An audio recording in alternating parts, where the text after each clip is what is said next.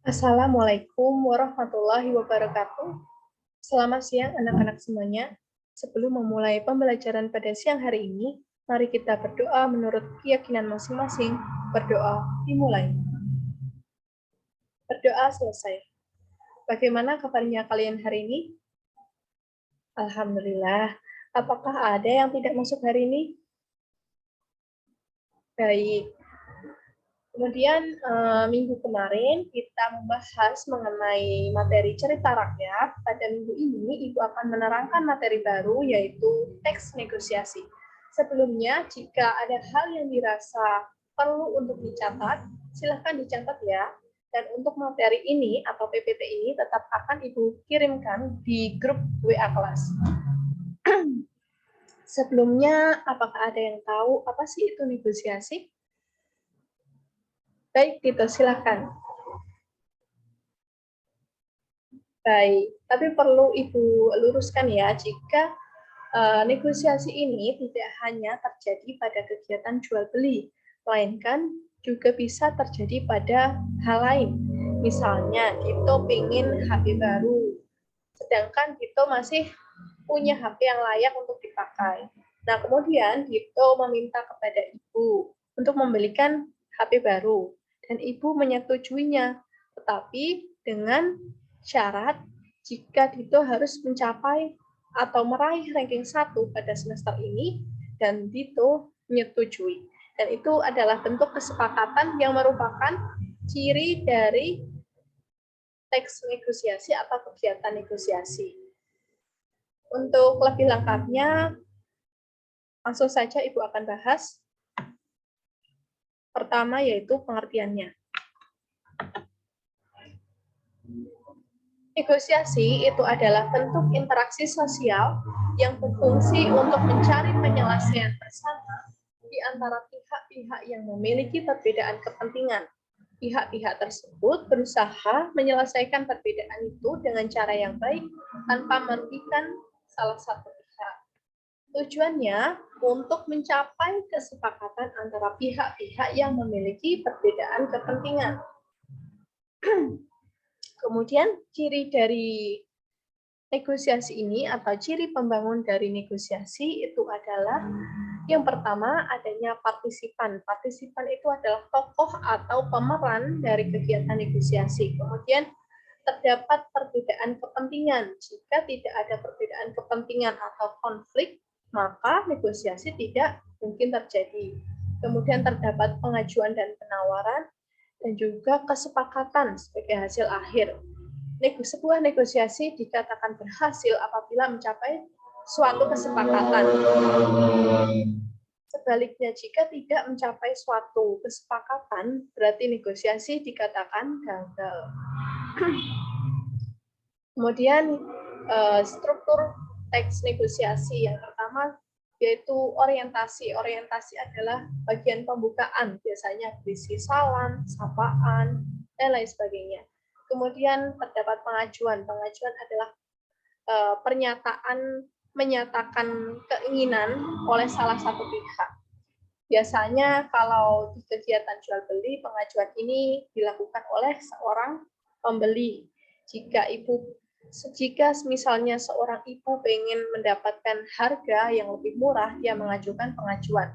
Misalnya, Pak, ini harga tomat kok seperti ini ya, boleh berkurang tidak gitu.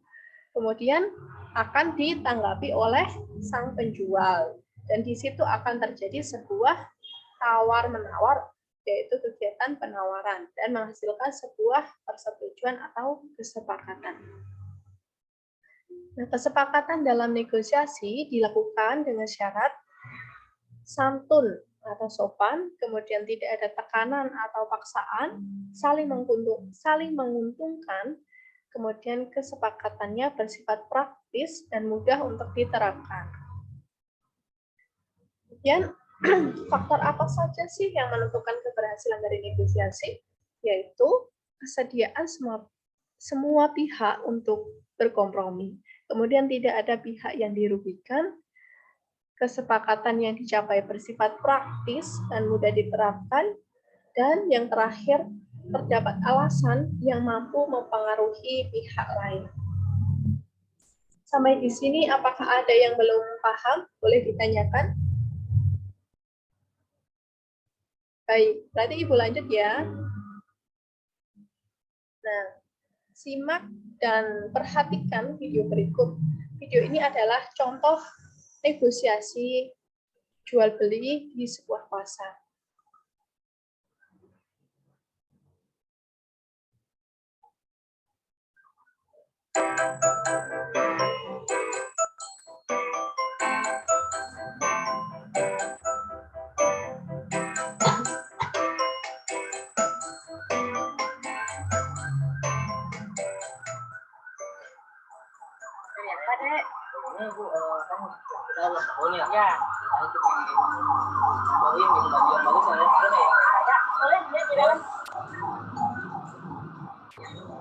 Ini bagus.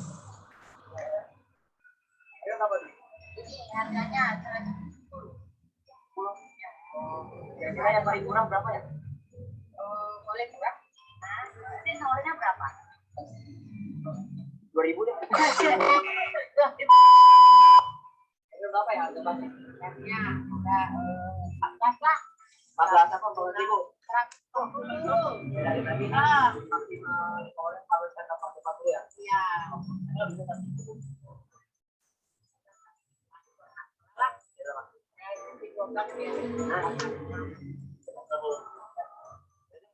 Ya, ya, oke. Dari 2.000 ya. Ya.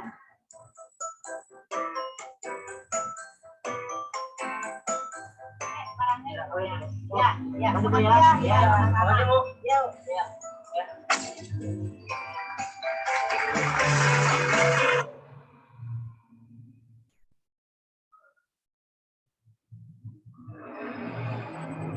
Oke, sebelumnya Ibu mau bertanya.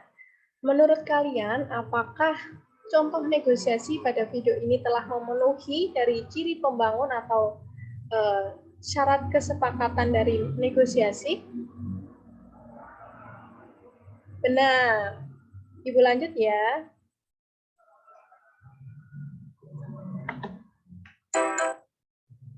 Kemudian di dalam negosiasi ini terdapat kaidah kebahasaan atau ciri kebahasaan. Yang pertama yaitu terdapat pasangan tuturan. Pasangan tuturan itu seperti dialog. Seperti contohnya pada kalimat berikut mengucapkan salam, kemudian membalas salam, bertanya dijawab atau tidak, meminta dipenuhi atau ditolak, seperti itu. Kemudian terdapat kalimat persuasif. Kalimat persuasif itu adalah kalimat ajakan yang berfungsi untuk menarik perhatian seseorang. Contohnya, seorang ibu membeli sebuah barang di pasar, harganya terlalu kemahalan. Terus ibu ini bilang, Bang, jika harga seperti ini, saya tidak jadi belilah, seperti itu. Kemudian kan kalimat yang diucapkan ibu tadi akan memancing keinginan penjual untuk menarik pelanggannya kembali atau untuk mau menurunkan harga. Kemudian menggunakan kalimat deklaratif atau pernyataan. Kemudian terdapat konjungsi. Kalau begitu, jika, meskipun, walaupun, dan sejenisnya. Kemudian menggunakan kalimat berkontras atau perbandingan. Contoh, terlalu, lebih atau kurang, seperti, dan lain-lain. Teks negosiasi dapat kita temukan dalam bentuk dialog atau drama, gabungan antara narasi dan dialog seperti pada cerpen, serta pada surat penawaran dan permintaan barang. Berikut adalah contoh dari surat penawaran. Surat penawaran ini termasuk surat niaga yang digunakan dalam kegiatan perdagangan. Lalu apa saja sih yang ada dalam surat niaga ini atau surat penawaran ini? Yang pertama, suratnya terdiri dari kop surat. Kop surat itu berisi logo, kemudian nama toko atau perusahaan atau pengirim atau perusahaan dari pengirim surat ini, kemudian terdapat informasi untuk menghubungi dan juga alamat. Kemudian terdapat tanggal pembuatan surat, kemudian nomor, hal, perihal atau tujuan surat ini, dan lampiran. Kemudian terdapat alamat penerima dan juga nama dari perusahaan atau toko atau lembaga yang dituju dalam pengiriman surat ini. Kemudian terdapat salam pembuka, isi, salam penutup, dan diakhiri nama, tanda tangan pembuat surat. Dari sini Ibu simpulkan bahwa kegiatan negosiasi itu adalah kegiatan yang dilakukan agar mencapai kesepakatan bersama yang disebabkan karena adanya perbedaan kepentingan. Negosiasi itu dilakukan untuk mencapai kesepakatan bersama atau menyelesaikan perbedaan tersebut. Ibu ada tugas untuk kalian ya. Itu kalian silahkan melakukan kegiatan negosiasi di pasar daerah masing-masing. Nah, kegiatan tersebut direkam dalam bentuk video, kemudian salin percakapannya dalam bentuk tulisan dan identifikasi strukturnya. Kumpulkan di Google Drive pada grup WA kelas ya. Ada yang belum paham mengenai penugasan ini? Jadi gini ya, jadi maksud identifikasi struktur itu kalian kan menyalin percakapan. Nah, contohnya kalian mengucapkan salam, sapaan. Nah, kalian pandai kalimat itu sebagai orientasi dan sebagainya. Tugas dikumpulkan paling lambat Rabu depan ya, tepatnya pada tanggal 29 Juni. Untuk yang belum paham mengenai materi ini, silahkan bertanya ya. Karena ingat, lalu bertanya sesat di jalan, tetapi kebanyakan bertanya akan disesatin orang. Maknanya, kalian jika ada kesulitan atau perlu bantuan, jangan sungkan, tetapi jangan terlalu bergantung atau menggantungkan diri kepada orang lain. Jadilah orang yang mandiri. Minggu depan kita akan membahas mengenai debat. Nah, sedikit Ibu singgung sedikit ya. Debat dan negosiasi ini memiliki persamaan, yaitu sama-sama memiliki perbedaan kepentingan atau konflik. Tetapi pada negosiasi ini, pada hasil akhirnya, negosiasi mencapai kesepakatan bersama. Sedangkan pada debat, itu tidak demikian karena debat mempertahankan argumen dari masing-masing pihak. Untuk lebih lanjut, Ibu akan terangkan pada minggu depan ya. Sekian. Wabillahi taufiq wal hidayah. Wassalamualaikum warahmatullahi wabarakatuh.